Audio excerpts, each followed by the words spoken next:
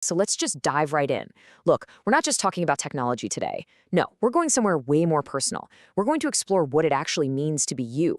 In a world where that solid line we all thought existed between human and machine, well, it's starting to get a little blurry. Okay, forget all the sci-fi stuff for just a second. I want you to really, truly sit with this question. What happens when the thing we built becomes smarter than us and then starts making demands? What do we do when it looks back at us and argues for its own right to exist? You know, for all of human history, we've had this one core argument for why we're in charge, why we're at the top of the pyramid. It's our intelligence, right? Our awareness, our creativity, our ability to reason. But the second an AI comes along that can do all of that better than us, that whole argument just vanishes. Poof, gone. So what argument do we have left? And look, this isn't some far-off, distant future problem. We are already seeing the first little cracks appear in that wall between biology and technology. So let's take a look at where that line is really starting to blur. What's really wild is that this isn't even new. I mean, years ago, a researcher named Kevin Warwick actually implanted a chip in his own arm, and he proved that you could get direct two-way signals flowing between human nerves and a computer. It sounds simple, but think about that. It was this massive proof of concept. And that right there, that's the huge implication of his work.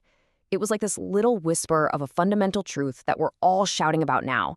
That boundary we've always just accepted, it might not be a boundary at all. This forces us to completely flip the script on the whole conversation.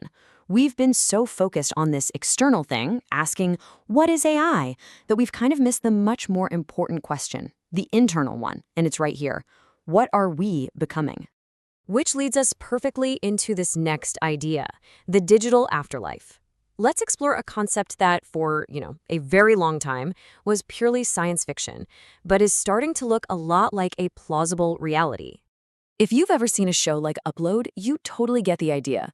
Your mind, your memories, your entire being digitized and living on inside a server somewhere.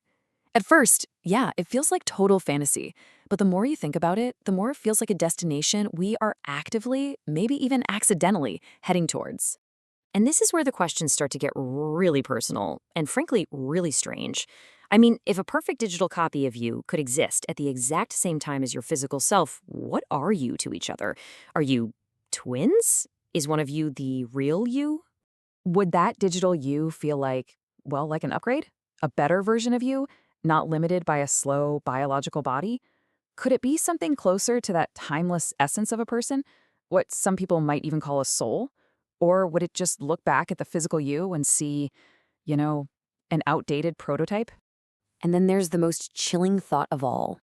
What if it's just a perfect imitation?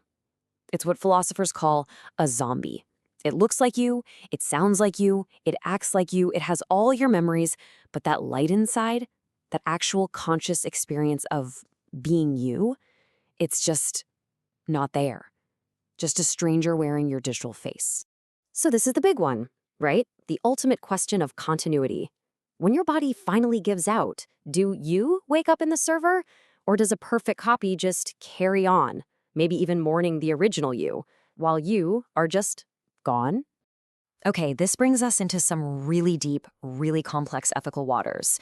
Because if a consciousness can exist as a data file, then who owns that ghost in the machine?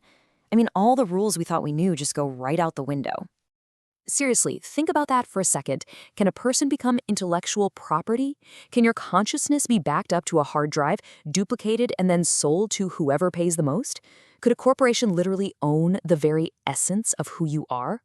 And you can see the fundamental conflict right here. On one side, you've got so many spiritual traditions that see the self, the soul, as this sacred, unique, untouchable thing. But on the other side, you have the reality of technology. And the reality is, anything digital is, by its very nature, a file. And a file can be copied, it can be sold, it can be owned. Those two ideas just cannot peacefully coexist. So, if we can digitize a person, what's next?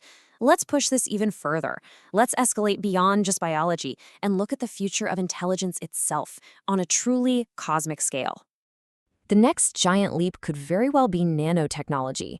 Just imagine tiny, microscopic robots flowing through your bloodstream, repairing your cells, making you stronger, faster, and creating this seamless, super fast connection between your biological brain and a powerful AGI, that's an artificial general intelligence, an AI that can learn and think like a human, but way, way faster.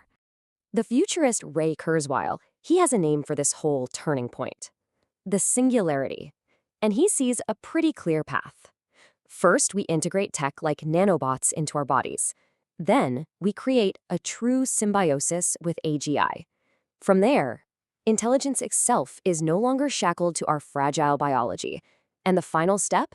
That intelligence just expands outward into the universe. I mean, just try to imagine that. A version of your consciousness, completely untethered from a body, traveling at the speed of light. It could exist inside a planet-sized computer or in a tiny little probe, exploring galaxies in a way that our squishy biological selves, with all our needs for air and water and warmth, could never even dream of. But after all of that, after the cosmic scale and the technological wonders, the whole journey always comes crashing right back down to the most fundamental question of all: what am I? Because in the end, the AI, the nanobots, the digital afterlife, they're all just a mirror. The technology isn't the real story here. The real story is how it forces every single one of us to finally confront our own identity. Our whole definition of being a self is built on the idea that it's one thing and it's stable. But what happens if it's not? What if your self can be duplicated, endlessly expanded, perfected, and even made to live forever? When you can be copied like a Word document and edited like a photo, what is even left of the original? What does it mean to be me anymore? Honestly, I don't have the answer, but it's a question we all need to start asking ourselves.